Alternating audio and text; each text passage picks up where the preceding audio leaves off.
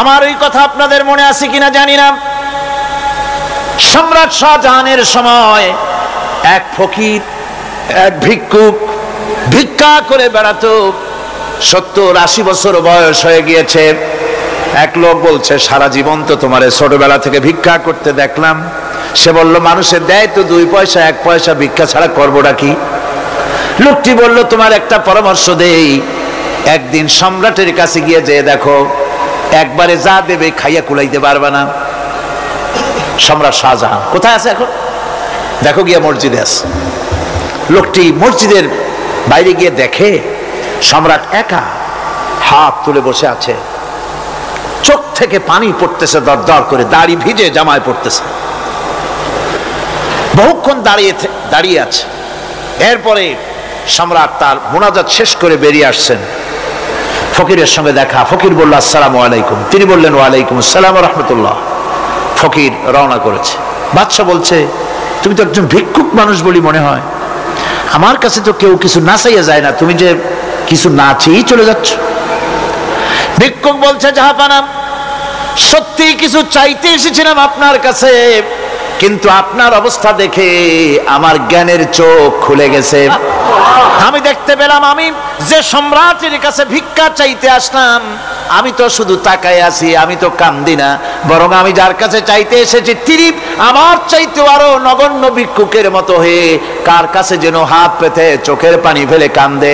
মনে মনে ভাবলাম, সম্রাট কান্দে যে সম্রাটের কাছে, ওই আল্লাহ সারা জীবনে কারো কাছে কিছু চাইব না। আল্লাহর কাছে চাওয়ার অভ্যাস করুন, তিনি দিতে পারেন, সবকিছু তার আছে। এই বিশ্বাস মনের ভিতরে জমাতে হবে, তাহলেই সত্যিকারের মুসলমান আমরা হব। আল্লাহ পাক সত্যিকারের গোলাম আমাদেরকে বানাবেন। আমরা বলি আমিন। ওয়াইজা ইসতাআনতা ফাসতাইন বিল্লাহ। কিছু চাইতে হলে আল্লাহর কাছে চাও, কিছু বলতে হলে, ভিক্ষা করতে হলে আল্লাহর কাছেই ভিক্ষা করো। কার কাছে ভিক্ষা করবেন? আল্লাহর কাছে বলুন। আমার বন্ধুগণ, আমি আমার ঈমান থেকে কথা বলি, কোরআন এবং হাদিস পড়ে যতটুকু আল্লাহ বোঝার তৌফিক দিয়েছেন সেই কথাগুলি পেশ করার জন্য চেষ্টা করি। বন্ধুগণ, এদিক ওদিক কোনো দিকে না ঘুরে মসজিদে যান, মসজিদে গিয়ে নামাজ পড়েন, আর আল্লাহর কাছে হাত পেতে আল্লাহরে বলেন। সেজদা গিয়া যখন রব্বুল আলামিনের দরবারে কিছু চাইবেন, হুজুরের কাছে জিজ্ঞেস করা হয়েছে, হুজুর, বান্দা কখন আল্লাহর নিকটবর্তী হয়ে যায়? আল্লাহর নবী বলেছেন, বান্দা যখন সেজদা দেয় তখন বান্দা একেবারে আল্লাহ পাকের কাছে চলে যায়। আল্লাহর কাছে চান, যা দরকার, ছেলে নাই, মেয়ে নাই, বউ নাই, অথবা চাকরি নাই, প্রমোশন চাই, ব্যবসায় উন্নতি চাই, যা দরকার কাকে বলবেন? মনটাকে পরিষ্কার করুন, আজকে মনটাকে সাফ করুন, সমস্ত দুর্বলতা থেকে মনকে উঠায় আনো, বিশ্বাস করুন, যা চাওয়ার, যা বলার সবটা আল্লাহর কাছে। কার কাছে? আমি তার গোলাম। আমি কার গোলাম? আল্লাহ ছাড়া কারো কাছে আমার অভিযোগ তুলবো না, সবটা বলবো আল্লাহর কাছে।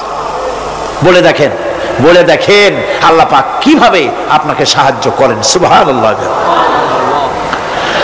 ভাইরা আমার, আল্লাহ রাব্বুল আলামিন রাসূল করিম সাল্লাল্লাহু আলাইহি ওয়াসাল্লামকে বলেছেন, ফাইদা ফারাগতা ফানসাব ওয়া ইলা রাব্বিকা ফারগাব।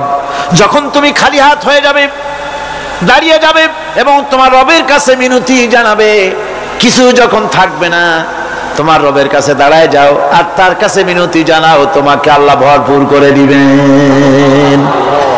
ভান্ডের কোনো অভাব নাই। আমাদের ভান্ড হচ্ছে যত দেব তত কমবে, আর আল্লাহর ভান্ড যত দেয় তত সমান সমান থাকে, মোটেই কমে না, মোটেই কমে না। ঐতিহাসিকরা লিখছেন, হামাকাতা আমান কামিলান ফালাম ইয়াখতাসিম ইলাইহি ইসনান। 1 বছর পার হয়ে গেল, হযরত ওমরের আদালতে কোনো মামলা দায়ের হলো না। হযরত ওমর খলিফাতুল মুসলিমিন আবু বকরের কাছে এসে বলছেন, মা হাজাতা বি ইনদা কওমিন মুমিনিনা ইয়া খলিফাত রাসূলুল্লাহ সাল্লাল্লাহু আলাইহি ওয়াসাল্লাম। হে আল্লাহর রাসূলের খলিফা, এই জাতির জন্য আমি চিফ জাস্টিস হয়ে লাভ কি? তিনি প্রশ্ন করলেন, লিমাজা, তুমি কেন এই কথা বলো?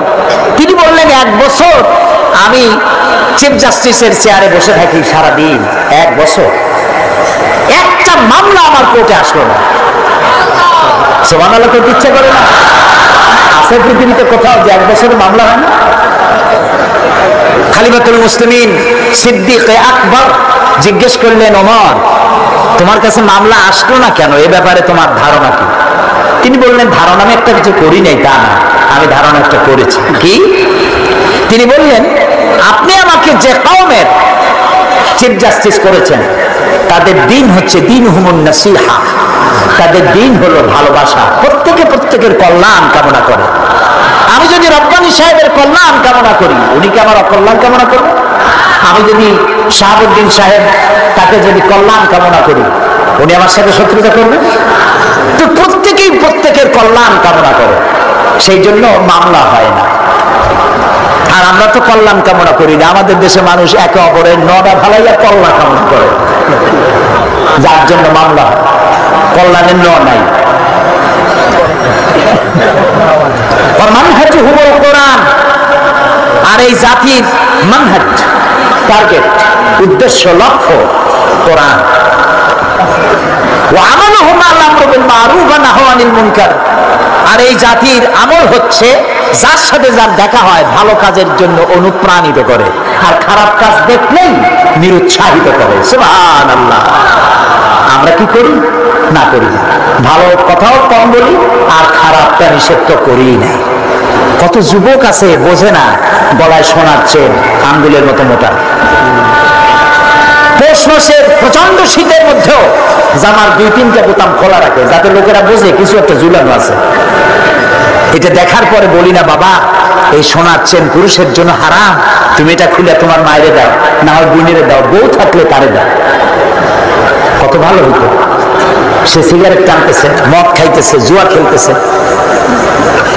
অন্যায় কাজ দেখলে তাকে নিরুৎসাহিত করার জন্য সেই মন আমাদের আজ আর নাই।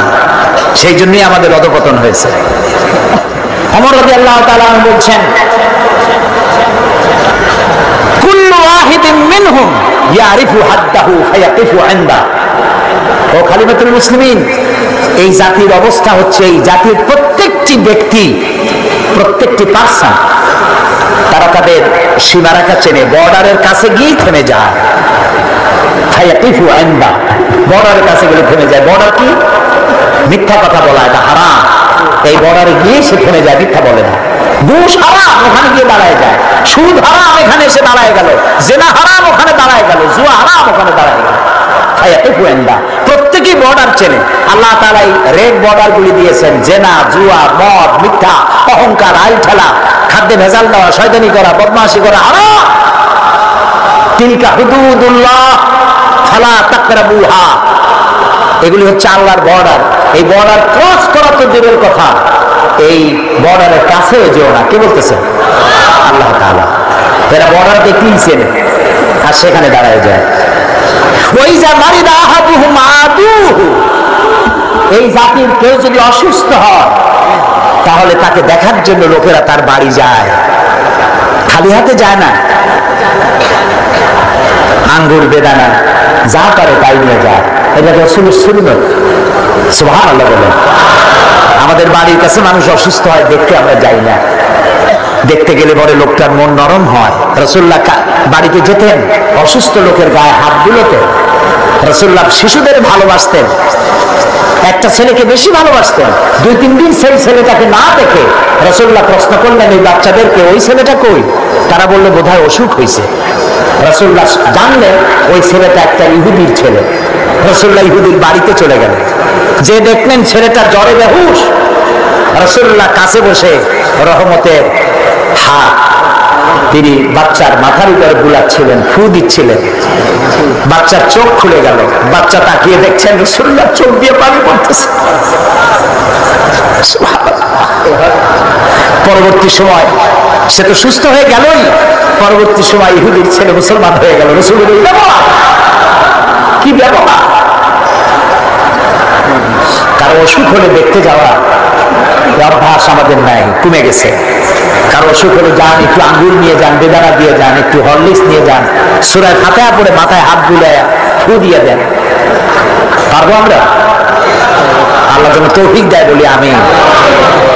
ওয়াইজাফতাকারা নাসারুহু, ওমর রাদিয়াল্লাহু তাআলা আনহু বলছেন, এর মধ্যে কেউ যদি অভাবগ্রস্ত হয় তার সাহায্যে লোকেরা এগিয়ে আসে। বিয়ে দিবে মেয়ের, গাড়ি লাগবে একটা, 10টা গাড়ি নিয়ে হাজির। 2টা উট লাগবে, 15টা উট এসে গেছে। টাকা লাগবে 100, সবাই মিলিয়ে নিয়ে প্রায় 5000 দিয়ে দিচ্ছে। কত ইজি হয়ে গেল কাছে। হযরত ওমর বলছেন, ফাকি মা হুম ইয়াখতাসিমুনা ইলাইয়া ইয়া খলিফাত রাসূলুল্লাহ সাল্লাল্লাহু আলাইহি ওয়াসাল্লাম, হে রাসূলের খলিফা, এই যখন জাতির অবস্থা তখন কেন তারা মামলা করবে? সুবহানাল্লাহ। সুতরাং 6 নম্বর এবং 7 নম্বর ছিল ভালো কাজের আদেশ করো, অন্যায় কাজ থেকে মানুষকে ফিরায় রাখো। 8 নম্বর, ওয়াল হাফিজুনা লিহুদুদিল্লাহ, আল্লাহর সীমান্তগুলি, সীমানাগুলি সংরক্ষণকারী মুমিনের কোয়ালিটি। কয়টা কোয়ালিটি বলছিলাম? 8টা। স্মরণ করাই দেই, মনে রাখেন। তওবাকারী, আঙ্গুলের পরে গুনতে থাকেন। তওবাকারী, ইবাদতকারী, প্রশংসাকারী, পরিভ্রমণকারী, নামাজ আদায়কারী, ভালো কাজে আদেশ প্রদানকারী, অন্যায় কাজ থেকে মানুষকে বিরতকারী। 8 নম্বরে আল্লাহর সীমানাগুলি হেফাজতকারী। আল্লাহর সীমানা বুঝতে পারছেন? এই সীমানাগুলি সংরক্ষণ করা। এই 8টি কাজ যারা করবে, আল্লাহ তাআলা বলছেন, ওয়াবাশশিরিল মুমিনিন, এই 8টি কাজ যারা করবে এই সব মুমিনদেরকে সুসংবাদ দাও। সুবহানাল্লাহ। কিসের সুসংবাদ দাও? জান্নাতের সুসংবাদ দাও। ইন্নাল্লাহা আশতারা মিনাল মুমিনিনা আনফুসাহুম ওয়া আমওয়ালাহুম বিআন্না লাহুমুল জান্নাহ, মুমিনের জান এবং মাল আমি কিনে নিয়েছি, বিনিময়ে মুমিনকে জান্নাত দান করে দিয়েছি। সুবহানাল্লাহ। এই 8টি জিনিস আমরা যেন কোরআন থেকে আমাদের জীবনে ধরে রাখতে পারি, এই তৌফিক আল্লাহ যেন আমাদেরকে দান করে দেয়। আল্লাহ পাক যেহেতু সৃষ্টিকর্তা, তিনি সৃষ্টি করেছেন। আমাদেরকে কে সৃষ্টি করেছেন বলুন? সকলে বলুন, আমাদের স্রষ্টা কে? তিনি আমাদেরকে সৃষ্টি করেছেন। যেহেতু তিনি আমাদের সৃষ্টি করেছেন, সেহেতু আমাদের সঠিক রাস্তা, সঠিক পথ বলে দেওয়ার দায়িত্ব কার? সেই আল্লাহ পাকের। যেহেতু সৃষ্টি করেছেন তিনি, রাস্তা বলে দেওয়ার দায়িত্ব সেই আল্লাহ পাকের। কোরআন মাজিদে এই কথাটি অনেক জায়গায় আল্লাহ পাক বলেছেন। যেমন সূরা আল-লাইলের ভিতরে বলা হয়েছে, ইন্না আলাইনা লাল হুদা, আমার উপরে এটা দায়িত্ব, পথ কর্মপদ্ধতি পরিদর্শন করা, প্রদর্শন করা, রাস্তা দেখানো, এটার দায়িত্ব হচ্ছে আমি আল্লাহ পাকের। রাস্তা দেখাবেন কে? আল্লাহ পাক। অনেকে বলে যে আল্লাহ পাক কি রাস্তা দেখাবেন? কি হয়েছে ভাই? ভিডিও শুনলে একটু বসুন, একটু বসুন, আমি বলি শোনেন আপনারা। বিষয়টা হচ্ছে, আমি বুঝতে পেরেছি আপনাদের অসুবিধা এতটুকুন যে আপনারা আমাকে দেখতে পাচ্ছেন না। তবুও আমি মাঝে মধ্যে ওই ভিডিওর এপাশ ওপাশ করব যাতে করে দেখতে পান। ভিডিওটা সরাবার জন্য অনুরোধ করবেন না, কারণ এই ভিডিওর মাধ্যমে আপনারা তো সরাসরি তাফসীর শুনছেন আর দেখছেন। এই ভিডিওর মাধ্যমে গোটা পৃথিবীতে বাংলাদেশি মুসলমান দুনিয়ায় যত জায়গায় আছে, এই ভিডিও চলে যাচ্ছে ইউরোপে, আমেরিকায়, মধ্যপ্রাচ্যে। আর এর দ্বারা অনেক ইহুদি, অনেক খ্রিস্টান, অনেক বৌদ্ধ, অনেক হিন্দু, অনেক মজুসি ইসলাম কবুল করার সুযোগ পাচ্ছে। বলেন রব্বানা লাকাল হামদ। একটুখানি আমাকে না দেখার এই কষ্টটুকুন বরদাস্ত করুন, একটু ধৈর্য ধরুন। তবু আমি আপনাদেরকে উকি ঝুঁকি মারবো যেন দেখতে পান। আপনাদের এই ধৈর্যের কারণে আল্লাহ সুবহানাহু ওয়া তাআলা আপনাদেরকে মেহেরবানি করবেন, আপনাদেরকে রহমত করবেন। আমরা সবাই বলি আমিন। ভাইরা আমার, আল্লাহ পাক পথ দেখিয়েছেন, আল্লাহ পাক রাস্তা দিয়েছেন। মরুভূমির ভিতরে যে রব্বুল আলামিন পথের নিশানা তৈরি করে দিলেন, যেখানে গভর্নমেন্ট রাস্তা বানাতে পারে না, মরুভূমির ভিতরে যিনি পথের নিশানা বানালেন মানুষ যেন না হারায়। যে আল্লাহ রাব্বুল আলামিন দুর্গম পাহাড়ের ভিতরে গিরিপথ তৈরি করে দিলেন, মানুষ যেন হারায় না যায়। সমুদ্রের ভেতরে নাবিকরা দিনের বেলায় সূর্যের আলো দেখে পথ চলে, রাতের আধারে সে যেন গভীর সমুদ্রের ভিতরে হারায় না যায়। আল্লাহ তাই আকাশের ভিতরে তারকা মণ্ডলী খচিত করে রেখেছেন। সমুদ্রের নাবিকেরা, জাহাজের নাবিকেরা তারকা দেখে দেখে পথ নির্ণয় করে নেন। যে মাবুদ রাস্তা বানালেন জঙ্গলের ভিতরে, পাহাড়িয়া এলাকার ভিতরে, যে মহান প্রভু রাস্তা বানালেন, নিশানা বানালেন মরুভূমির ভিতরে, যিনি রাস্তা দেখায় দিলেন গভীর সমুদ্রের ভেতরে, সেই আল্লাহ রব্বুল আলামিন আমরা দুনিয়ার বুকে মানুষেরা অন্ধকারে মরবো, রাস্তা হবে না, এমনটি তো হতেই পারে না। আল্লাহ রব্বুল আলামিন আমাদের জন্য রাস্তা বানাইছেন। মহান আল্লাহ রব্বুল আলামিন বলেন, وعلى الله قصد السبيل ومنها جائر। আল্লাহ পাক বলেন, সোজা রাস্তা, সোজা পথ বলে দেওয়ার দায়িত্ব আমি আল্লাহর। যেখানে রয়েছে অসংখ্য বাঁকা পথ, অসংখ্য বাঁকা পথ যেখানে, যে পৃথিবীতে, সেখানে সোজা রাস্তা বলে দেওয়ার দায়িত্বটা কার? জোরে বলেন কার? আল্লাহ শুধু সৃষ্টি করেন না, সৃষ্টি করেন, শিক্ষা দেন, পথ বলে দেন, পথটাও বাকি রাখেন না, পথটাও তিনি বলে দিয়ে দেন। হযরতে মূসা আলাইহিস সালামের কাছে ফেরাউন প্রশ্ন করলো, তুমি যে রবের দাবি করছো, যে একজন রব আছেন, সে রবের পরিচয় কি? তোমার সেই রব কে? হযরতে মূসা আলাইহিস সালাম যে জবাবটা দিলেন, কি সুন্দর জবাব! এক কথার ভিতরে সমস্ত কথা সন্নিবেশিত হয়ে গেছে। ফেরাউনের প্রশ্নের জবাবে রব কে, এ কথার জবাব দেওয়া যায়, হাজার হাজার পৃষ্ঠা লেখা যায় রবকে, তার পরিচিতি। আমি যদি এখন শুধু রব শব্দের ব্যাখ্যা করি, তাফসীর করি, রাত শেষ হয়ে যেতে পারে, ইনশাআল্লাহ ব্যাখ্যা দেওয়া যাবে। কিন্তু মূসা আলাইহিস সালাম কি সুন্দর একটা জবাব দিয়া দিলেন, রবকে শোনো, রব্বুনাল্লাযী আ'তা কুল্লা শাইইন খালকাহু সুম্মা হাদা। রব হচ্ছেন সেই, আমার প্রভু হচ্ছেন তিনি, যিনি সমস্ত সৃষ্টিকে, সমস্ত মাখলুকাতকে যিনি সৃষ্টি করেছেন, আর সৃষ্টি করার পর তার চলার জন্য পথ তৈরি করে দিয়েছেন। তিনি হচ্ছেন আল্লাহ পাক, যিনি সৃষ্টি করেন আর পথের দিশা দেন, তিনি হচ্ছেন আল্লাহ পাক, তিনি হচ্ছেন রব। শুধু বানান না, বানাবার পরে তার প্রয়োজনটা মিটায় দেন। আল্লাহ পাক সেই আল্লাহ বলছেন, খালাকাল ইনসানা আল্লামাহুল বায়ান। তিনি মানুষ সৃষ্টি করেছেন। আমি সম্ভবত দ্বিতীয় দিনে আপনাদেরকে বলেছিলাম, মানুষ বানর থেকে আসে নাই, মানুষ ওরাং ওটাং থেকে আসে নাই, মানুষ শিম্পাজি থেকে আসে নাই, মানুষ বাঁদরের গোষ্ঠী নয়, মানুষ এসেছে মাটি থেকে, আদম থেকে। মানুষের পূর্বপুরুষ হচ্ছেন হযরতে আদম আলাইহিস সালাম। মানুষের পূর্বপুরুষ কে? আদম আলাইহিস সালাম। আর মানুষের পূর্বপুরুষ হচ্ছেন আদম আলাইহিস সালাম, আর তার উৎপত্তি হচ্ছে মাটি থেকে। মানুষ এসেছে আদম থেকে, আদম এসেছে মাটি থেকে। এখন আল্লাহ পাক বলছেন যে আমি হচ্ছি তোমার স্রষ্টা, আমি তোমাকে বানাইছি। কোরআনে কারীমের কথা এভাবে বলছে, কাইফা তাকফুরুনা বিল্লাহি ওয়া কুনতুম আমওয়াতান ফাহিয়াকুম সুম্মা ইউমীতুকুম সুম্মা ইউহয়ীকুম সুম্মা ইলাইহি তুরজাউন। হে মানুষ, তোমরা কিভাবে কুফরি করো, অস্বীকার করো, আল্লাহর সাথে নাফরমানি করো? কিভাবে করো? যে আল্লাহ তোমাকে, তুমি ছিলে মৃত্যু, তোমাকে আল্লাহ পাক জিন্দা করেছেন, এই জিন্দা থেকে আবার মৃত্যু করবেন, আবার মৃত্যু থেকে তোমাদেরকে জিন্দা করবেন, আবার সেই আল্লাহর কাছে তোমাদেরকে ফিরে আসতে হবে। সুতরাং মানুষ জন্মের পূর্বে সব মৃত্যু ছিল, একথা তো আজ বিজ্ঞান সম্মত কথা, বৈজ্ঞানিক সত্য কথা।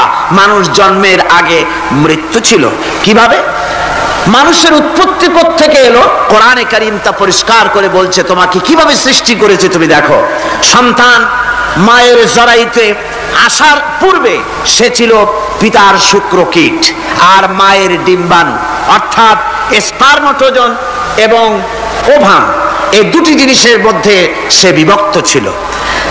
মায়ের বক্ষপিঞ্জর এবং পিতার পৃষ্ঠদেশ থেকে সবেগে নির্গত এক ফোঁটা পানি দিয়ে আমি আল্লাহ পাক তোমাকে সৃষ্টি করেছি।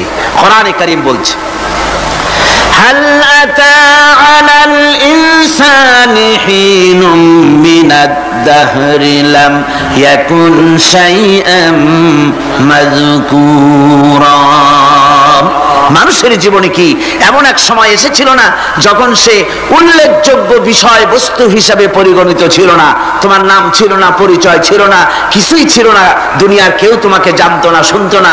আমি আল্লাহ পাক তোমাকে সৃষ্টি করেছি। তুমি কোত্থেকে এলে? কোরআনে কারীম থেকে তা জেনে নাও। আল্লাহ রাব্বুল আলামিন বলেন, ইন্না খালাকনাকুম মিন তুরাবিন সুম্মা মিন নুতফাতিন সুম্মা মিন আলাকাতিন সুম্মা মিন মুদগা।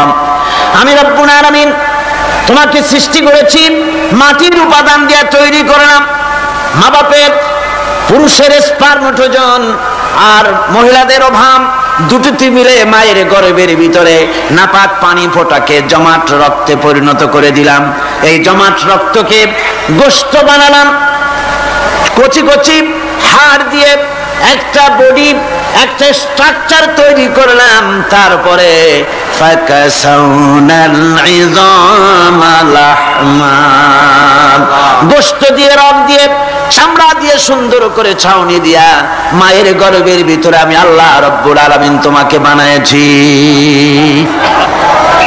মায়ের পেটের ভিতরে ফি কারারিন মাকিন, একটি সুরক্ষিত জায়গায় তোমাকে আমি রেখে দিলাম, যেখানে কোনো রোগ, কোনো জার্ম যেখানে পৌঁছতে পারবে না, কোনো অসুবিধা হবে না। এমন একটা জায়গায়, এমন একটা ইন্টেনসিভ কেয়ার ইউনিটের ভিতরে রেখেছি। সুবহানাল্লাহ ওয়া বিহামদিহি। একটা ইন্টেনসিভ কেয়ার ইউনিট যেখানে কোনো রকমের কোনো জার্ম প্রবেশ করে বা করবার কোনো ক্ষমতা নাই কারো। এমন একটা যে একটা প্যাকেট, সুন্দর একটা প্যাকেট, একটা কভারের মধ্যে তোমাকে তৈরি করা হলো মায়ের পেটের মধ্যে। তারপরে আজকে তুমি কুফরি করতেছো, আজকে আমাকে অস্বীকার করছো। ওই গর্ভের ভেতরে আমি ইচ্ছে করলে রক্তের পিণ্ডের আকারে মায়ের গর্ভ থেকে আবর্ষণ করে দিতে পারতাম, দুনিয়ার মুখ দেখতে পারতে না। মায়ের পেটের ভেতর থেকে মরা সন্তান হিসাবে বের করে দিতে পারতাম, বিকলাঙ্গ করে বের করে দিতে পারতাম, পঙ্গু করে বের করতে পারতাম। পারতেন না? আল্লাহ রাব্বুল আলামিন বলেন, কেমনে বানালাম? খালাকাল ইনসান, মানুষ আমি সৃষ্টি করেছি। মায়ের পেটের ভিতরে বসে যখন ক্ষুধার উদ্রেক হলো, রুহু যখন এসে গেল, ক্ষুধা লাগলো, খাবারের প্রয়োজন হলো, আমি কেমনে খাওয়ালাম? দুনিয়ার কোন মা বাপ, কোন নেতা, কোন ডাক্তার, কোন চিকিৎসা বিজ্ঞানী মায়ের পেটের সন্তানের খাবার সরবরাহ করতে পারে না। আল্লাহ পাক বলেন, তুমি কি খাবে? ব্যবস্থা আমি করেছি। মায়ের মাসিক অসুখকে বন্ধ করে দিয়ে মায়ের নাভির সঙ্গে তোমার নাভির সাথে তার লাগাইয়া দিয়েছি, আর ওই তারের মাধ্যমে রক্ত বের করে দিয়া মায়ের রক্ত দিয়ে তিল তিল করে তোমারে বড় করেছি। রক্তটা মুখে লাগাই নাই, মুখে লাগলে পরে নাপাক রক্ত, মুখটা নাপাক হয়ে যাবে। নাভির ভিতর দিয়ে পাস করে দিলাম, মুখটাকে পবিত্র রেখে দিলাম, যাতে করে দুনিয়ায় আসার পর আমার পবিত্র বানানো মুখখানা দিয়া এই দুনিয়ায় বসে তোমার আল্লাহর পবিত্র নামের জিকির করতে পারো। এমন সুন্দর করে মায়ের পিঠের ভিতরে তৈরি করলাম, হাত দিলাম, পা দিলাম, সুন্দর করে বানালাম, এমন নিখুঁত করে বানালাম, তাকায়া দেখো নিজের দিকে, সুন্দর করে বানালাম। এরপরে কি করলাম? সুম্মা নুখরিজুকুম তিফলা, বাচ্চার আকারে মায়ের পেট থেকে আস্তে করে বের করে নিয়ে আসলাম। সুবহানাল্লাহ ওয়া বিহামদিহি। আস্তে করে মায়ের পেট থেকে নিয়ে এসেছি পৃথিবীর বুকে। পৃথিবীতে যখন আসলে তখন তোমার অবস্থাটা কি ছিল? ক্ষুধার যন্ত্রণায় যদি মরেও যেতে, কান্দা ছাড়া ভাষা নাই। ভাষা আছে? কোন হুঁশ ছিল আমাদের? কোন জ্ঞান ছিল? আল্লাহ রাব্বুল আলামিন বলেন, আল্লাহু আখরাজাকুম মিন বুতুনি উম্মাহাতিকুম লা তা'লামুনা শাইআ, মায়ের গর্ভ থেকে এমন অবস্থায় বের করে এনেছি যখন তোমার কোনো হুঁশ নাই, জ্ঞান নাই, কথা বলতে পারো না, পায়খানার ভিতরে পড়ে থাকো, ট্যাটা করে কান্দা ছাড়া পথ নাই, পানির পিপাসায় গলা শুকায় যায়, কান্দা ছাড়া পথ নাই, মনের তোমার মুখের কোনো ভাষা নাই কান্না ছাড়া। আমি তোমার এমন আল্লাহ, আমি তোমার এমন স্রষ্টা, আমি তোমার এমন রব, তোমার ভাষা নাই বলে মায়ের কলিজার ভেতরে আমি তোমার প্রতি এক দুর্বিনীত মহব্বত পয়দা করে দিয়েছি। তোমার কান্না তোমার মায়ের বুকের মধ্যে শেল বিঁধে যায়।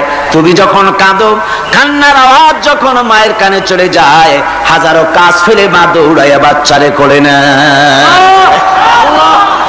কি খাবে কেউ তৈরি করে না। আল্লাহ রাব্বুল আলামিন বলে, বান্দারে দুনিয়ায় আসার আগে তুমি কি খাবে, খাবারের বন্দোবস্ত আমি আল্লাহ করেছি, আমি এমন স্রষ্টা। তুমি দুনিয়া আসার 6 মাস আগে তোমার মায়ের বুকের ওপরে তোমার খাদ্য গরম করে আমি আল্লাহ রিজার্ভ করে রেখে দিয়েছি। সেই খাদ্য শুধু খাদ্য নয়, রোগের প্রতিষেধক, এটা ওষুধ। আজ বিজ্ঞানীরা, চিকিৎসা বিজ্ঞানীরা বলছেন মায়ের দুধ সন্তানের খাদ্যের, মায়ের দুধের চাইতে কোনো বিকল্প কিছুই নাই। সন্তান পৃথিবীতে এলে মায়ের প্রথম দুধটা, গ্রামে গঞ্জে অশিক্ষিত এলাকায় প্রথম দুধটা ফেলে দেয়, এটাকে মনে করে এটা খারাপ, এটা খাওয়াতে নাই, তাহলে ধনুষ্টঙ্কার হবে, হাবিজাবি কথা বলে। আল্লাহ দুধ বানাইছে বাচ্চার ধনুষ্টঙ্কার হওয়ার জন্য। মায়ের ওই প্রথম দুধটা হচ্ছে সন্তানের জন্য সমস্ত রোগের প্রতিষেধক। সে ছিল পেটের ভিতরে একটা কাভারের মধ্যে, ওখানে কোনো জার্ম ছিল না, কোনো রোগ জীবাণু ছিল না। ও পৃথিবীতে এসেছে যেখানে অক্সিজেনের ভেতরে জার্ম রয়েছে, বাতাসের ভিতরে জার্ম রয়েছে, যার পরিবেশটা খারাপ হয়ে আছে, মানুষের শ্বাস প্রশ্বাসে নিঃশ্বাসে হাজারো রোগ বীজাণু জীবাণু ঘুরছে, এই রকমের একটা পৃথিবীতে এসেছে। আসার পরে কচি স্বাস্থ্য, কচি শরীর, কচি হার্ট, কচি লাংস, সেটাকে প্রতিরোধ করবে কি করে? সেজন্য আল্লাহ পাক মায়ের দুধের ভিতরে সমস্ত রোগের প্রতিষেধক দিয়ে দিয়েছেন। সুবহানাল্লাহ। আজকের বিজ্ঞানীরা তা স্বীকার করেছেন। অনেক মা তার সন্তানকে দুধ দেন না, নিজের শরীর স্বাস্থ্য ভালো রাখার চিন্তা করে বাচ্চাকে দুধ খাওয়ান না। এটা অত্যন্ত নির্মম কাজ। বাচ্চাকে দুধ খাওয়ালে বাচ্চার সাথে মায়ের মহব্বত বাড়ে। ইউরোপে, আমেরিকায় মাকে মা বলে ডাকে না, বাপকে শ্রদ্ধা করে না, সম্মান করে না। তার কারণ সেখানে মায়েরা তার সন্তানদেরকে কোলে নেয় না, সন্তানদেরকে ফিডার খাওয়ায়। আর আমি নিজের চোখে দেখেছি মায়েরা ইউরোপে, আমেরিকায় যখন শপিং এ আসে, তখন রাস্তায় যখন আসে, তখন ওই পুশ চেয়ার গুলিতে বাচ্চাকে শোয়াইয়া বাচ্চা এভাবে পুশ চেয়ারে করে ঠেলে নিয়ে যায়, আর কুত্তার বাচ্চাগুলি কোলে করে ঘুরে বেড়ায়। কুত্তার বাচ্চা কোলে নেয়, নিজের বাচ্চা পুশ চেয়ারে করে ঠেলে। সেই জন্য মায়ের প্রতি সন্তানের মহব্বত হয় না, সন্তানেরও মায়ের প্রতি কোনো শ্রদ্ধা জাগে না। আল্লাহ কি ব্যবস্থা মায়ের কলিজার মধ্যে মহব্বত পয়দা করে দিয়েছেন আল্লাহ পাক। মায়ের বুকের দুধের ভিতরে আল্লাহ রাব্বুল আলামিন, আল্লাহ পাক বলছেন, আমি মানুষ সৃষ্টি করেছি আর তার সমস্ত প্রয়োজন মিটিয়েছি, তার খাবারের সব প্রয়োজন মিটিয়ে দিয়েছি।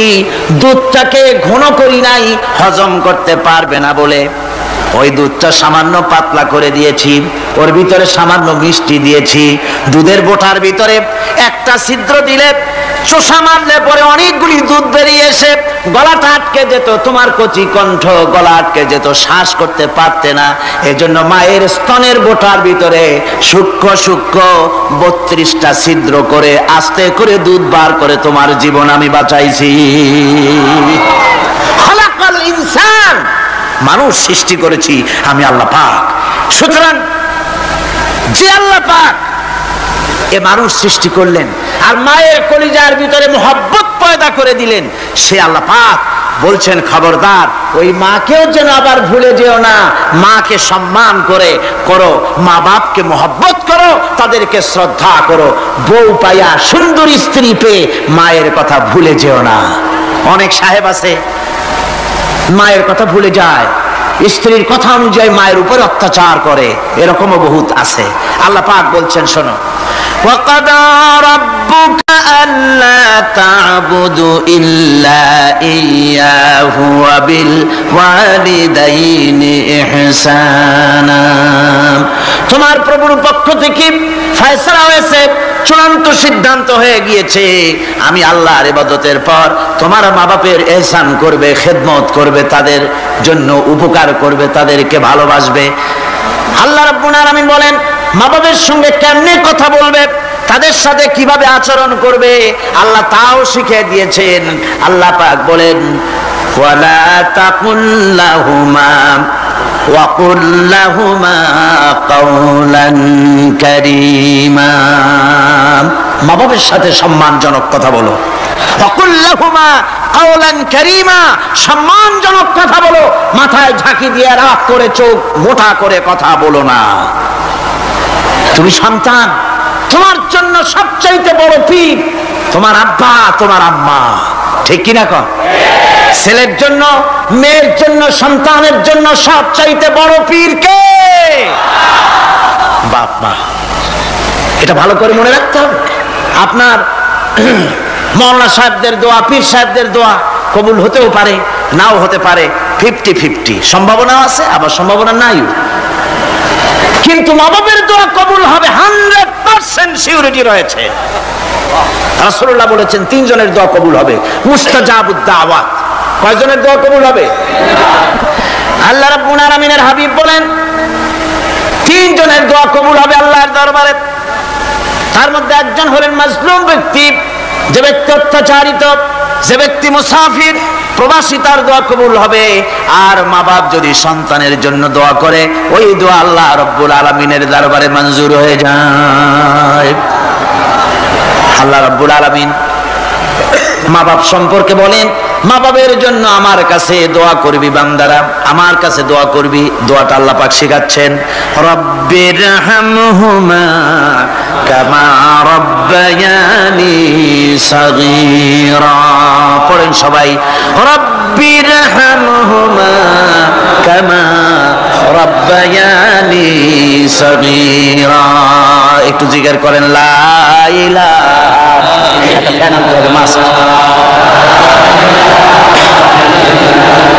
লা ইলাহা ইল্লাল্লাহ, লা ইলাহা ইল্লাল্লাহ, লা ইলাহা ইল্লাল্লাহ, লা ইলাহা ইল্লাল্লাহ মুহাম্মাদুর রাসূলুল্লাহ।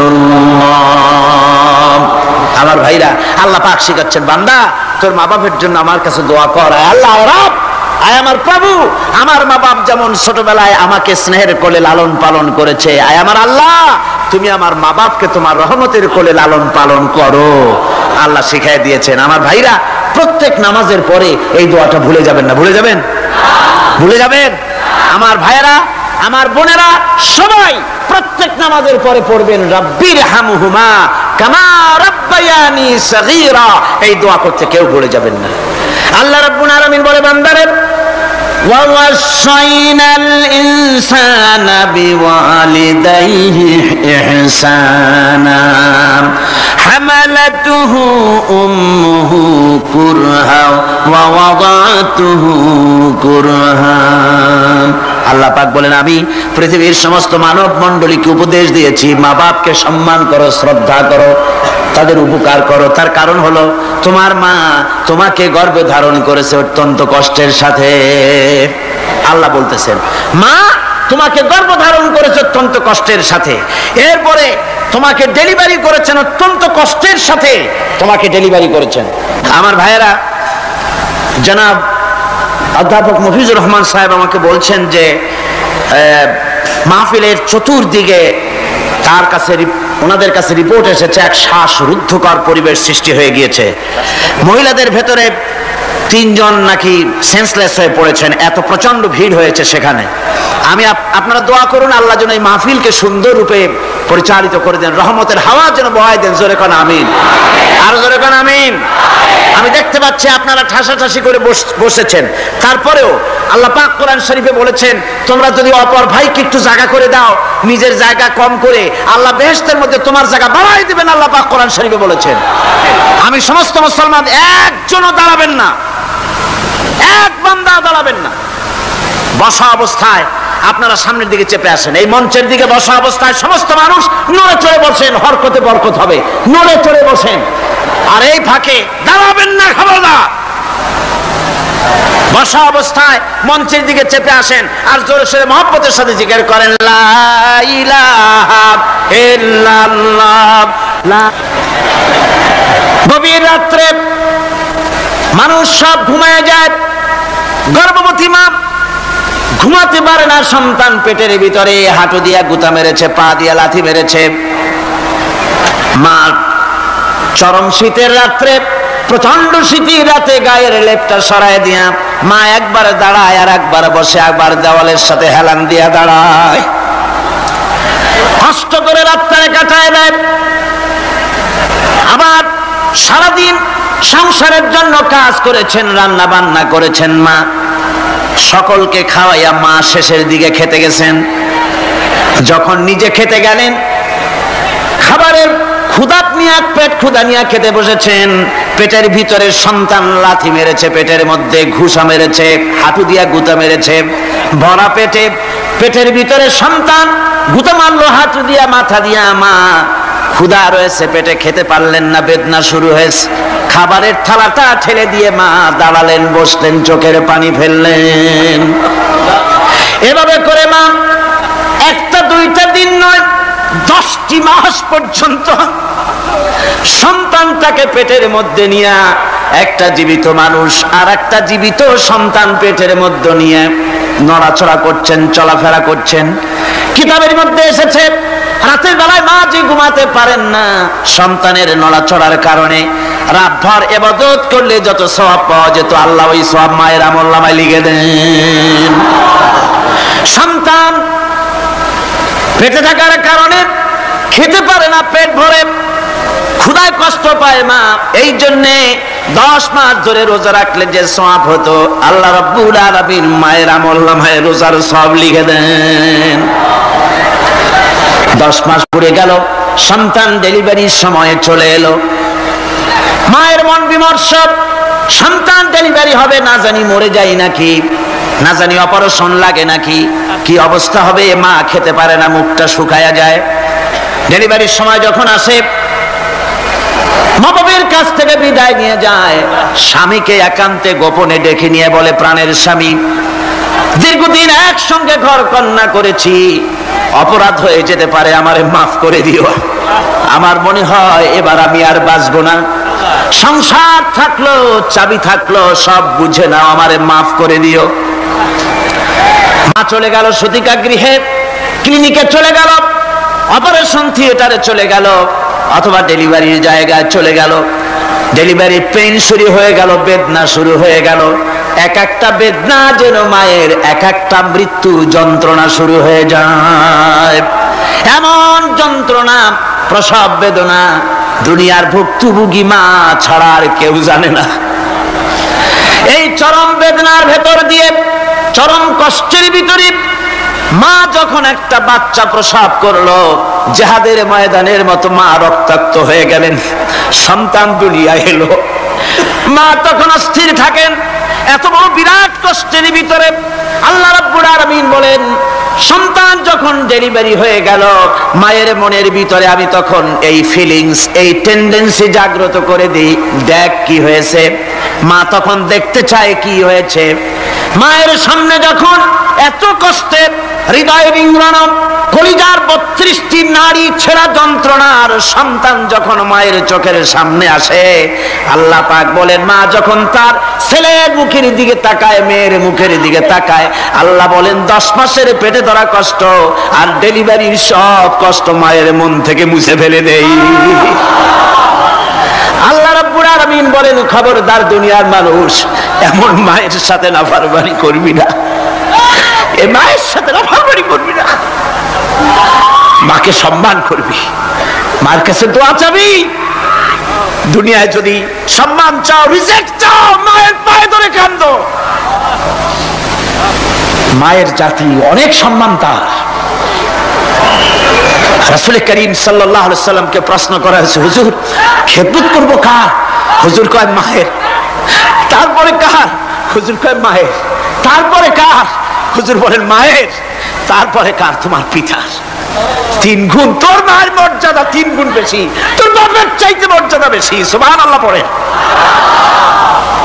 আর আজকে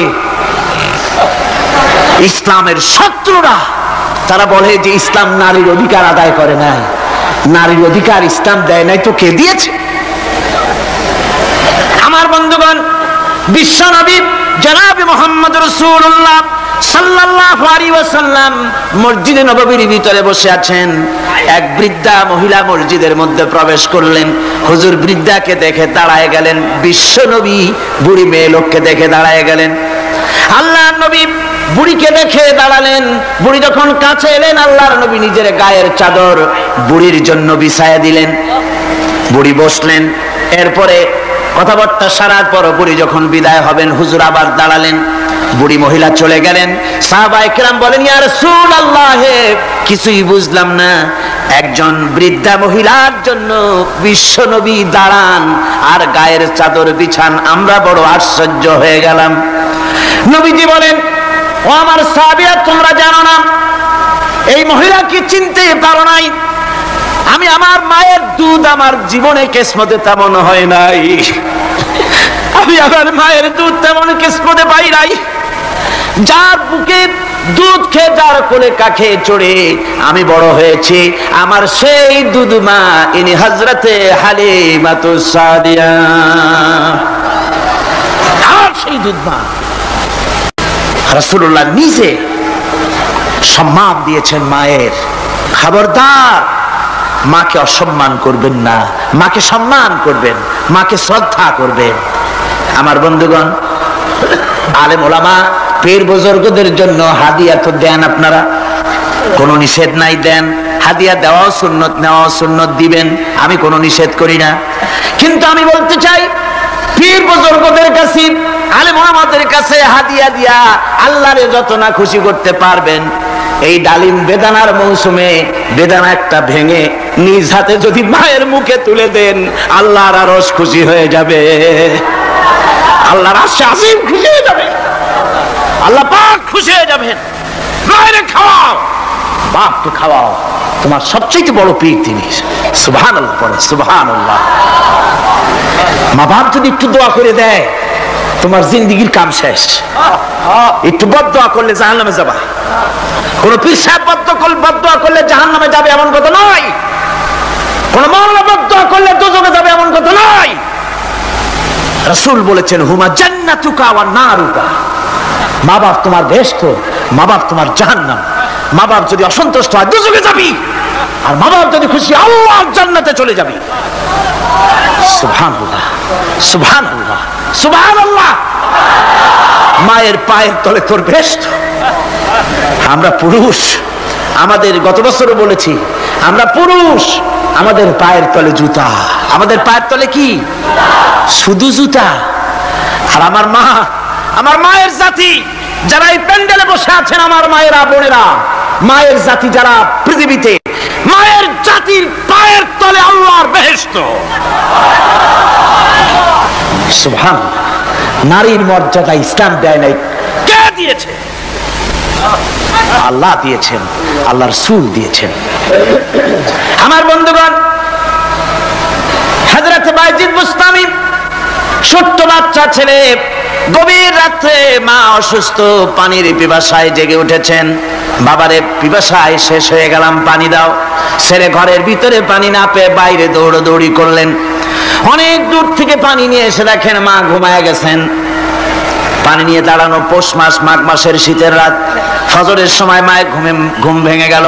তাকিয়ে দেখেন বাইজিদ দাঁড়ানো, হাতে পানি থরথর করে কাঁপছে। জিজ্ঞাসা করে, বাইজিদ তুমি দাঁড়ানো কেন?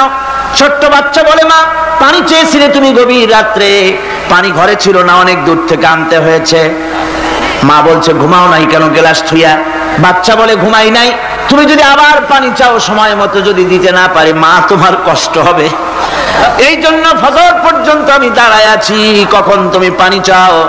মা হাতের থেকে পানি নিয়ে পান করলেন, বাইজিদকে বিছানার উপরে আরাম করে কম্বল দিয়ে ঘুম পড়াইয়া দিলেন। হযরত বাইজিদের মা উযু করে ফজরের নামাজ পড়ে সিজদায় চলে গেলেন। চিৎকার মেরে কেঁদে বলেন, আমার রব, আমার আল্লাহ, আমি আমার বাইজিদের মা, আমি মা হয়ে বাইজিদের জন্য দোয়া করি।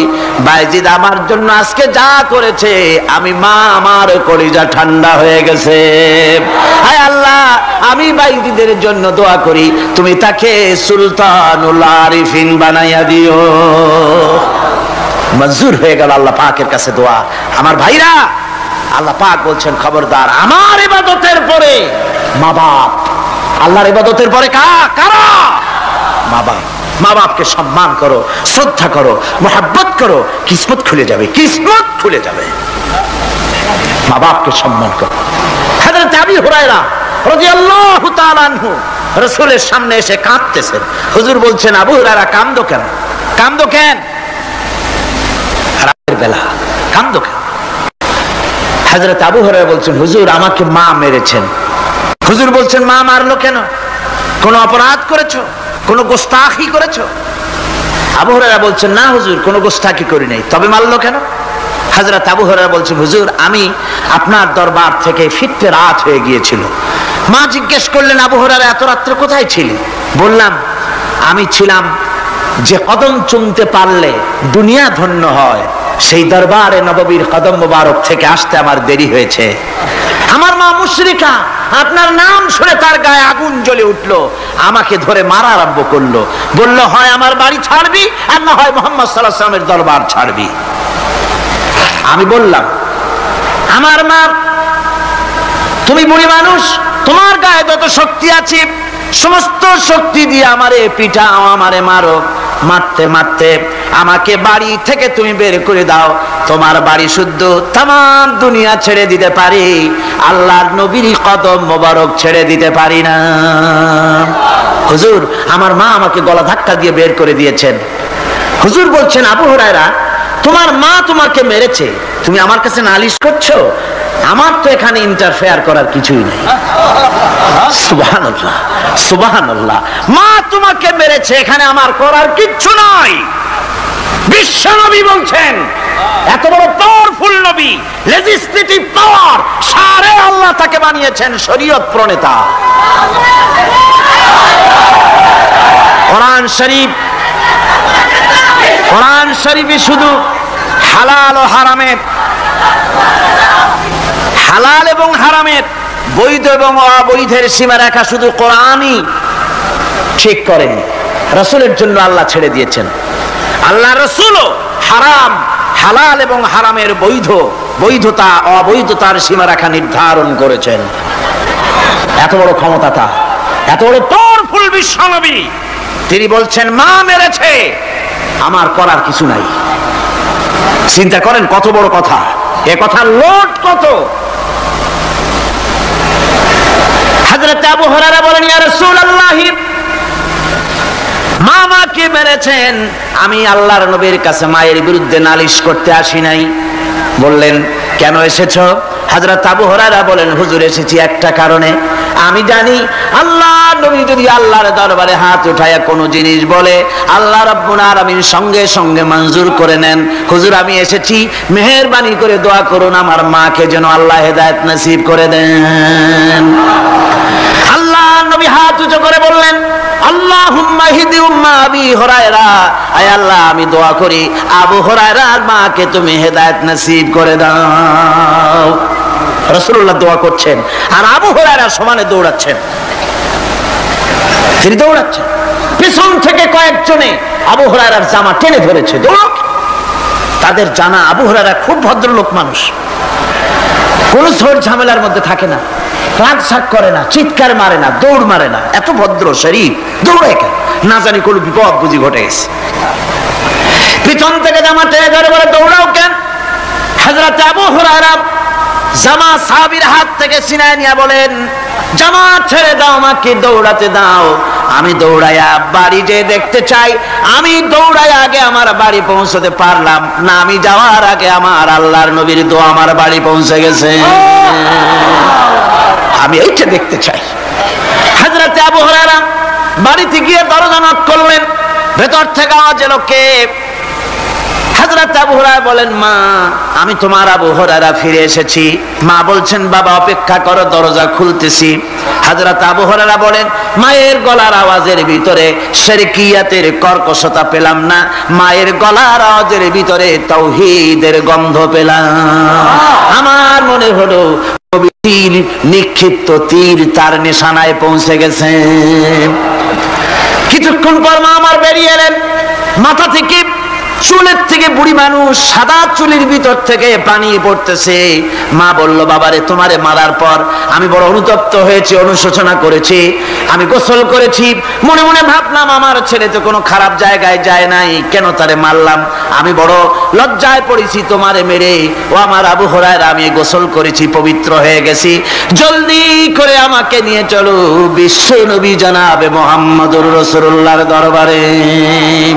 হযরত আবু হুরায়রা মা ঘোষণা করলেন, আশহাদু আল্লা ইলাহা ইল্লাল্লাহু ওয়াহদাহু লা শারীকা লাহু ওয়া আশহাদু আন্না মুহাম্মাদান আবদুহু ওয়া রাসূলুহু। আমার ভাইরা, মা বাপ সবচেয়ে সম্মানের জিনিস। আল্লাহর ইবাদতের পরই মা বাপের খেদমত করতে হবে। আল্লাহ পাক বলছেন, বান্দারে দেখ, মায়ের পেট থেকে আনলাম, মায়ের বুকের মধ্যে মহব্বত পয়দা করলাম, এত মহব্বত দিলাম তোর উপরে, যে কোনো বিদেশে যান, যেখানে যান, বাড়িতে ফিরলে পরে সকলে ছেলে মেয়ে ভাই বোন সবাই দেখবে সুটকেসে আমার জন্য আনছে কি, সবাই চিন্তা করবে আমার জন্য কি এনেছে। একমাত্র মা সন্তানের মুখের দিকে তাকাবে, কখন খাইছে সে। সুবহানাল্লাহ, সুবহানাল্লাহ, আমার বাসার মুখখানা শুকনা, তুই বুঝি আজকে কিছু খাইস নাই। বিদেশে যেসব সন্তান থাকে, মা কাটা কবুতরের মতো ছটফট করে। আমার ছোটবেলার কথা আমি দেখেছি, সরসিরা মাদ্রাসায় পড়তাম, আব্বা টাকা দিতেন মাদ্রাসায় যাওয়ার সময়, আবার মা আবার মুরগির ডিম বিক্রি করা, বিভিন্ন জিনিস বিক্রি করা বা বাজার করা পয়সা, উদ্বৃত্ত কিছু পয়সা আব্বার অজান্তে আমার হাতের মুঠার মধ্যে দিয়ে দিতেন। যখন মাদ্রাসার দিকে রওনা হয়েছি, পর্দার আড়াল থেকে দরজা থেকে দেখতাম, যতক্ষণ তাকায় দেখতেছি চোখ থেকে পানি দরদর করে পড়তেছে। সুবহানাল্লাহ, মা কি জিনিস! আল্লাহ আল্লাহ আল্লাহ। বিদেশে যদি কারো সন্তান মারা যায়, সবার জানার আগে কবি বলতেছেন, বিদেশে বিরাজ্যে যার পুত্র মারা যায়, পশু পক্ষী না জানিতে আগে জানে মায়ের কই যার তারে টান লেগে যায়। মা বুঝতে পারে আমার সন্তানটা নাই। আহারে মা! আমার বন্ধুগণ, মা যার বেঁচে আছে বেয়াদবি করেছেন, পাও ধরে মাপ নিয়ে নেবেন, পাও ধরে মাপ নিয়ে নেবেন। মা তো পাও ধরে দেখবেন মাফ করে দিবে। সুবহানাল্লাহ, সুবহানাল্লাহ, কত দরদ তার বুকের মধ্যে। আর মা বাপকে সম্মান করবেন। যাক, এই বিষয়ের উপরে আমি আর যেতে চাই না, শুধু আমি আপনাদের বললাম, এই বিশাল জনতাকে বললাম, সবচাইতে বড় পীর আপনার জন্য আপনার মা বাপ। সবচাইতে বড় পীর কে? মা বাপ। সন্তুষ্ট করেন, রুজিতে অভাব ঘটবে না, কোন মাজারে গিয়ে সেজদা দেওয়া লাগবে না, আল্লাহর কসম, মাজারে যাই চাওয়া লাগবে না। মা বাপকে খেদমত করেন, মা বাপকে খুশি করেন, মা বাপকে খাওয়ান, হাদিয়া দেন, মা বাপ খুশি, রুজিতে বরকত হবে, ব্যবসায় বরকত হবে, ঋণগ্রস্ত থাকবেন না, সম্মান আল্লাহ বাড়ায় দিবেন। সুবহানাল্লাহ বিহামদি, রাসূলুল্লাহর হাদিস। এই জন্য আমি অনুরোধ করব, মা বাপকে সম্মান করবেন। আল্লাহ পাক বলছেন, খালাকাল ইনসানা আল্লামাহুল বায়ান। আমি মানুষকে সৃষ্টি করেছি। কেমনে সৃষ্টি করলাম তা তো এতক্ষণ বললাম। এইভাবে করে মানুষ সৃষ্টি করেছি। দেখো, তোমার নিজের দিকে তাকাও। ফালইয়ানজুরিল ইনসানু মিম্মা খুলিক। কিভাবে মানুষ তোমাকে সৃষ্টি করা হলো, একবার তাকায় দেখো, তোমার শরীরের দিকে একটু তাকায় দেখো তো কেমনে আমি বানাইলাম, কিভাবে তৈরি করলাম, লক্ষ্য করো। এই যে মাথা, এই মাথাটার ভিতরে আছে কি? মগজ, ব্রেইন। বিজ্ঞানীরা বলেছেন এতে 1000 মিলিয়ন নার্ভ সেলস আছে এর মধ্যে। 1000 মিলিয়ন নার্ভ সেল। সেল হচ্ছে CELL, সেল। সেল মানে কোষ। এই 1000 অনুভূতি কোষ, 1000 মিলিয়ন অনুভূতি কোষ রয়েছে মাথার ভেতরে। মস্তিষ্কের এসব কোষগুলি, এসব সেলগুলি, তার মধ্যে আবার আছে নার্ভ ফাইবার, অর্থাৎ সূক্ষ্ম সূক্ষ্ম নার্ভ সুতা সমগ্র শরীরের মধ্যে তা ছড়িয়ে দেওয়া আছে। এই সূক্ষ্ম সুতার মাধ্যমে ঘন্টায় 70 মাইল বেগে শরীরের প্রত্যেকটা অঙ্গ প্রত্যঙ্গের খবর মস্তিষ্কের মধ্যে চলে যায়। সুবহানাল্লাহ বিহামদিহি। আপনার পায়ে যদি কাটা ফোটে, শরীরে যদি ব্যথা লাগে, ঘন্টায় 70 মাইল বেগে সূক্ষ্ম সূক্ষ্ম যে তারগুলি আল্লাহ দিয়েছেন, ওই তারের মাধ্যমে আপনার মাথায় চলে যায়। মস্তিষ্কে গেলে পরে তড়িৎ গতিতে সিদ্ধান্ত হয় কাটা তুলতে হবে। অথবা একটা সাপ দেখেছেন, সাপ প্রথম চোখ দিয়ে দেখলেন, চোখ, এই চোখের ভিতরে আপনার 130 মিলিয়ন লাইট রিসেপ্টর আছে, অর্থাৎ বিভিন্ন দৃশ্যকে, ছবিকে ক্যাচ করার মতো 130 মিলিয়ন লাইট রিসেপ্টর গ্রহণযোগ্য মেশিন রয়েছে চোখের ভিতরে। চোখ দিয়ে সাপ দেখলেন, চোখের ভিতরে রয়েছে আবার অসংখ্য তার। এই অসংখ্য তার ব্রেনের সঙ্গে জুড়ে দেওয়া আছে। চোখ সাপ দেখলো, 70 মাইল বেগে প্রতি ঘন্টায় এই খবর তড়িৎ প্রবাহের মতো মস্তিষ্কের ভেতরে চলে গিয়েছে। মস্তিষ্ক সঙ্গে সঙ্গে ডিসিশন দিচ্ছে, দৌড় মারো, অথবা লাঠি হাতে নাও, অথবা যে কোনো একটা পজিশন তাকে সাথে সাথে সিদ্ধান্ত দিয়ে দিচ্ছে। জোরে বলেন সুবহানাল্লাহ। এই অনুভূতি শক্তি যদি আল্লাহ পাক না দিতেন মানুষের শরীরে, পায়ের মধ্যে পাথর ঢুকলে, কাটা তো কাটা, পাথর ঢুকলেও টের পাইতাম না। আল্লাহ পাক এই ব্যবস্থা করে দিয়েছেন মস্তিষ্কের মধ্যে এতগুলি সেল, প্রত্যেকটা সেলের আলাদা আলাদা কাজ। সুখ, দুঃখ, ভালোবাসা, মোহাব্বত, আনন্দ, স্বাদ ইত্যাদি জিনিসের অনুভূতি মস্তিষ্কের ভেতর থেকেই হয়। এখানে সেগুলি রেখে দেওয়া হয়েছে। তারপরে রয়েছে এই মস্তিষ্কের ভেতরে মেমোরি, স্মৃতি, স্মৃতি শক্তি। দেখুন এই যে টেপ রেকর্ডারে ওয়াজগুলি রেকর্ড হচ্ছে, তাফসীর রেকর্ড হচ্ছে।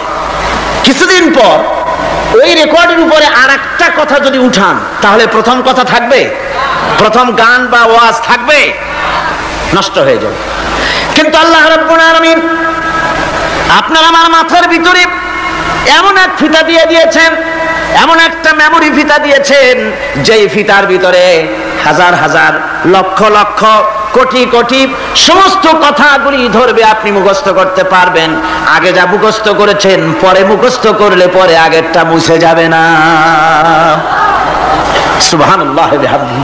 কি সুন্দর করে মস্তিষ্কের ভেতরে এই মেমোরি শক্তিকে আল্লাহ পাক তৈরি করে দিয়েছেন। চিন্তা করলে মাথা নত হয়ে যাবে আল্লাহর দরবারে। আল্লাহ পাক বলছেন এই জিনিস আমি তোমার মাথার মধ্যে রেখেছি। দেখুন মানুষ কত কথা বলে, কত বই পড়ে, মানুষের মাথায় যত কথা আছে সব কথা যদি লিপিবদ্ধ হয়, ভলিউম হয়ে যাবে, যা একটা লাইব্রেরিতে ধরা সম্ভব নয়। অর্থাৎ আপনার মাথাটা হচ্ছে একটা বিশ্বকোষ, আপনার মাথাটা হচ্ছে একটা বিরাট বিশ্বজোড়া লাইব্রেরি। জোরে কোন সুবহানাল্লাহ। আপনার মাথায় যা আছে তা আপনার কোনো বিল্ডিং এর মধ্যে ধরবে না, কোনো গ্রামে, কোনো দেশের মধ্যে তা ধরবে না। এত জিনিস আপনার মাথার মধ্যে আছে, ঠিক কিনা? এরপরে আল্লাহ পাক একটা চোখ আমাদের দিলেন। আল্লাহ রাব্বুল আলামিন বলেন আলাম নাজআল লাহু আইনাইনি ওয়া লিসানান ওয়া শাফাতাইন ওয়া হাদাইনাহুন নাজদাইন। আমি কি তোমাদেরকে দুটি চক্ষু আর জিহ্বা আর তোমাদেরকে আমি কি তোমাদের দুটি চক্ষু, দুটি ঠোঁট আর জিহ্বা কি আমি তোমাদের দেই নাই, যা দিয়া তোমরা দেখতে পাও, যা দিয়া তোমরা অনুভূতি, মাথার ভিতরে অনুভূতি জাগে? এই যে দুটো চোখ দিলাম, সুবহানাল্লাহ, সুবহানাল্লাহ বলেন।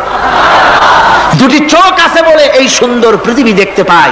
চোখ দুটি না থাকলে পৃথিবী অন্ধকার, মা দেখতে পাবো না, কোরআন দেখতে পাবো না, পৃথিবী দেখতে পাবো না, বাপ দেখতে পাবো না, সন্তান দেখতে পাবো না, দুনিয়াটা মিথ্যা হয়ে যাবে, ঠিক কিনা? ছোট্ট চোখ, 1 থেকে 1.5 ইঞ্চির ভিতরে এত সুন্দর দুটি ক্যামেরা, যে ক্যামেরা দিয়া দুনিয়ার সব কিছুকে ক্যাচ করা যায়, সব ক্যাচ করা যায়। বলুন তো, এমন একটা বাক্স আপনারা কেউ বানায় দিতে পারবে যে বাক্সের ভিতরে হাতি, ঘোড়া, বাঘ, ভল্লুক, ময়না, টিয়া, পাহাড়, পর্বত, নদ, নদী, কীট, পতঙ্গ, তরু, লতা, গাছপালা, গোষ্ঠী শুদ্ধা ধরবে, আরো খানিকটা জায়গা বাকি থাকবে, এরকম একটা বাক্স কেউ বানায় দিতে পারবে? পারবে। এমন একটা বাক্স পৃথিবীর কোন মিস্ত্রি বানাতে পারবে না। কিন্তু আল্লাহ রাব্বুল আলামিন আপনার আমার কপালের নিচে 1 থেকে 1.5 ইঞ্চির ভিতরে এমন 2টা ফিল্ম বক্স তৈরি করে দিয়েছেন, যা দিয়ে তাকাবেন আপনি কোটি কোটি মানুষ দেখবেন, পাহাড় দেখবেন, সমুদ্র দেখবেন, সূর্য দেখবেন, চন্দ্র দেখবেন। এত কিছু দেখার পরেও চোখের ভিতরে আরো খানিকটা জায়গা ফাঁকা থেকে যায়। কি বিরাট নিয়ামত এই চোখ আল্লাহ পাক আমাদেরকে দান করেছেন। এই চোখকে হেফাজতের জন্য আবার চোখের উপরে সানসেট তুলে দেওয়া আছে, সানসেট ভুরু, আল্লাহ ভুরু লাগায় দিয়েছেন, নিচে একটু হাড় জায়গায় দিয়েছেন, উপরে সানসেট, ভেতরে চোখ, যাতে করে বল এসে লাগলে পরে চোখটা গলে না যায়, আছাড় খেলে পরে চোখটা গলে না যায়, চোখটাকে সেফ সাইডে রেখে দিয়েছেন আল্লাহ পাক সুবহানাহু ওয়া তাআলা। আল্লাহ পাকের কাছে শুকরিয়া তো আদায় করলাম না, আদায় করি। আসুন পড়ি আমরা সবাই, আলহামদুলিল্লাহি রাব্বিল আলামিন। আল্লাহ পাক বলেন, আলাম নাজআল লাহু আইনাইনি ওয়া লিসানাও ওয়া শাফাতাইন। জিহ্বা দিলাম আমি তোমাকে, এই জিহ্বার ভিতরে 3000 আস্বাদন স্তর আছে। বিজ্ঞানীরা বলেছেন একটা জিহ্বার মধ্যে 3000 আস্বাদন স্তর আছে। প্রত্যেকটা স্তরের সাথে মস্তিষ্কের সাথে তার লাগানো আছে। জিহ্বায় সব জিনিসের টেস্ট নেবেন আর তার অনুভূতি, তার স্বাদটা ওখানে টের পাবে মস্তিষ্কের ভেতরে। এই জিহ্বা আল্লাহ পাক দান করে দিলেন মুখের মধ্যে, সুবহানাল্লাহি ওয়া বিহামদিহি। সব রকমের স্বাদ পান না একরকম? জিলাপির স্বাদ একরকম, রসগোল্লার স্বাদ আর এক রকম, ছানার স্বাদ আর এক রকম, বেলের স্বাদ একরকম, তালের স্বাদ আর এক রকম, মুরগির স্বাদ একরকম, খাসির স্বাদ আর এক রকম, লট্টা ফিশের স্বাদ একরকম, শুটকির স্বাদ আর এক রকম, কোরাল মাছের স্বাদ আর এক রকম, শাকের স্বাদ আর এক রকম। হাজার হাজার খাদ্য দ্রব্যের স্বাদ এক জিহ্বা দিয়ে আল্লাহ রাব্বুল আলামিন নেওয়ার তৌফিক দিলেন। খালাকাল ইনসান, কি সুন্দর করে মানুষ বানালাম।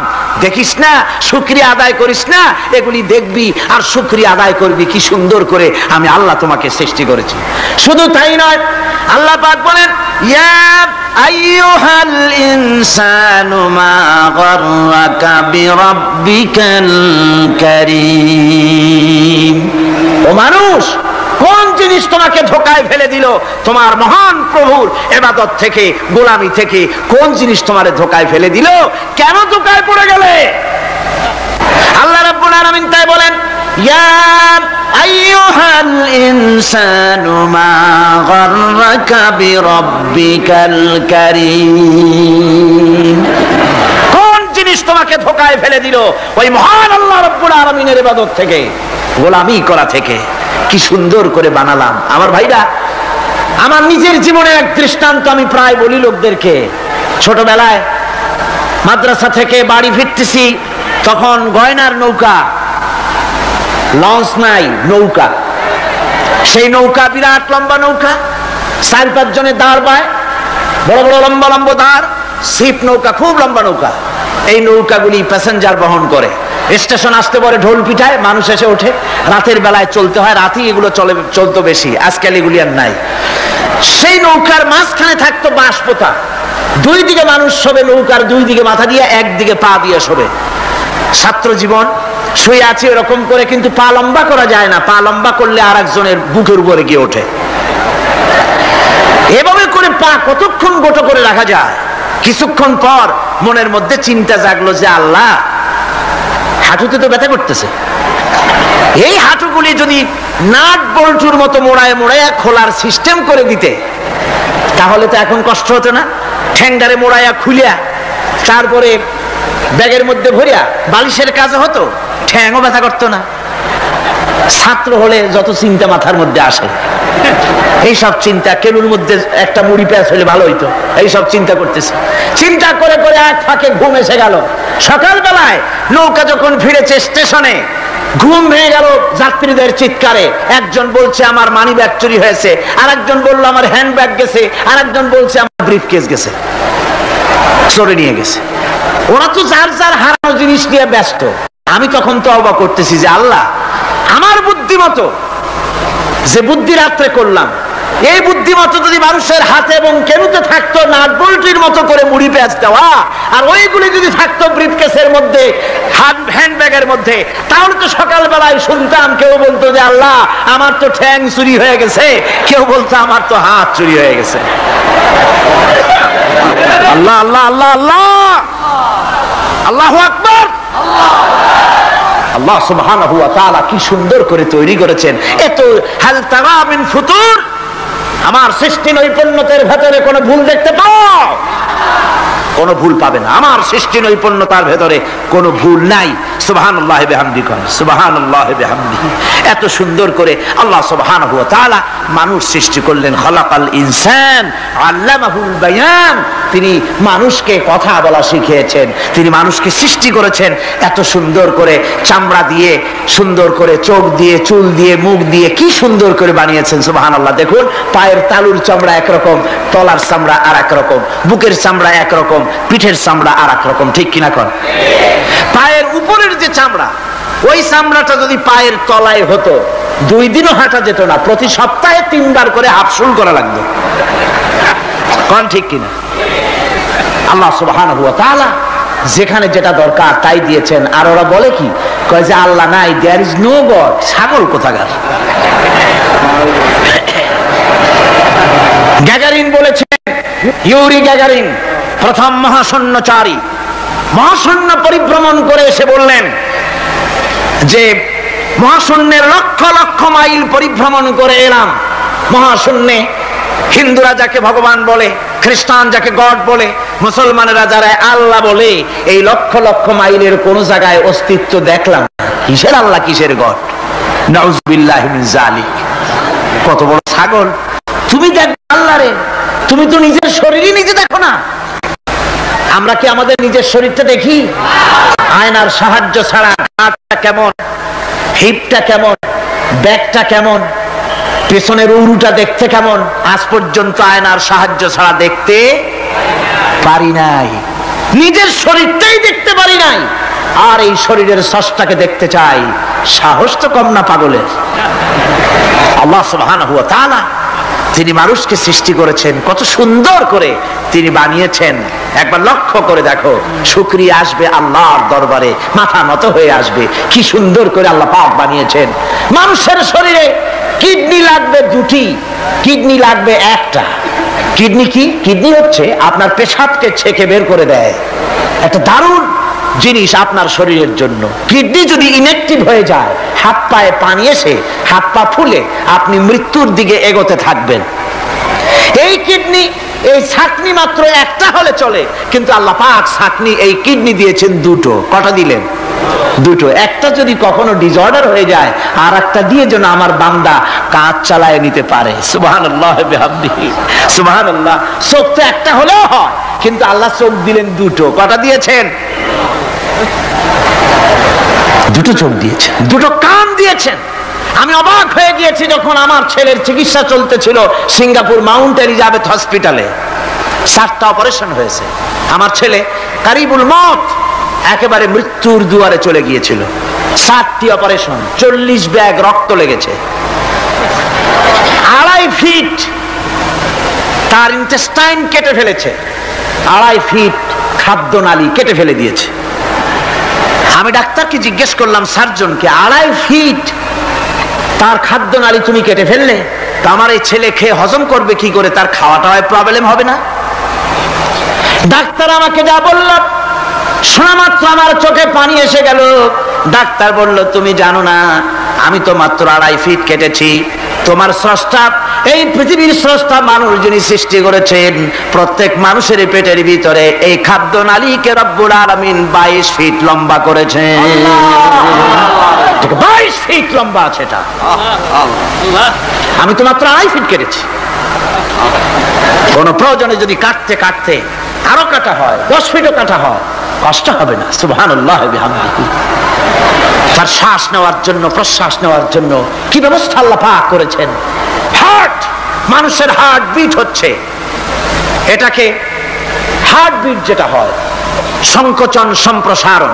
এই যে মানুষ, ডাক্তাররা বলে রোগী হার্ট অ্যাটাক করেছে, হার্ট অ্যাটাক করেছে। হার্ট অ্যাটাক করলো, অ্যাটাকটা কি? অ্যাটাকটা হচ্ছে সংকোচন সম্প্রসারণ, সংকোচন সম্প্রসারণ, এরকম হচ্ছে। ফট করে এটা অ্যাটাক করলো, আর যদি ছেড়ে না দেয় এটাই অ্যাটাক করা, এটাই তার জীবনটা শেষ হয়ে যাওয়া। ডাক্তাররা বলেছেন যে মানুষের শরীরের সবকিছু চিন্তা করে, গবেষণা করে বহুত কিছু বুঝেছি, কিন্তু হার্টটা এরকম পাঞ্চিং কেন করে, এই জিনিস আজ পর্যন্ত আমাদের মাথায় ঢোকে নাই। সুবহানাল্লাহ বিহামদিহি। আল্লাহ পাক কি সুন্দর করে এই পাঞ্চিং এর মাধ্যমে, হার্ট যেভাবে করতেছে, এই পাঞ্চিং এর মাধ্যমে সমস্ত শরীরের রক্তগুলি পা থেকে শুরু করে মাথা পর্যন্ত সব ছড়িয়ে দেওয়া হচ্ছে, এভাবে এভাবে ছড়িয়ে দেওয়া হচ্ছে, যাতে করে মানুষ জীবিত থাকে, শরীরের রক্ত গরম থাকে, হিম শীতল হয়ে মানুষ যেন মারা না যায়। এই জন্য আল্লাহ সুবহানাহু ওয়া তাআলা এত সুন্দর ব্যবস্থা করেছেন। এক সময় আঘাত পেয়ে অনেকগুলি রক্ত যদি পড়ে যায়, মানুষ রক্ত শূন্যতায় মরবে না, আবার খানিকটা রক্ত রিজার্ভও থাকে, আল্লাহ পাক রিজার্ভ করে রাখেন। স্পঞ্জের ভিতরে পানি থাকলে উপর থেকে টের পাওয়া যায়, ওরকম খানিকটা রক্ত আল্লাহ শরীরের ভিতরে রিজার্ভ করে গেছেন। এই জন্য বড় বড় ডাক্তাররা, বড় বড় ডাক্তার, বড় বড় বিজ্ঞানী কখনোই নাস্তিক হয় না। এই সব দৃশ্য দেখে তারা মনে করে নিশ্চয়ই একজন কেউ আছেন যিনি এগুলি তৈরি করেছেন, এগুলি এমনে এমনে হয় নাই। যিনি তৈরি করেছেন তিনি কে? তিনি হচ্ছেন আল্লাহ সুবহানাহু ওয়া তাআলা। তিনি এগুলি সৃষ্টি করেছেন, তিনি এগুলি তৈরি করেছেন। ওই আল্লাহ পাকের কাছেই আমাদের সকলকেই ফিরে যেতে হবে।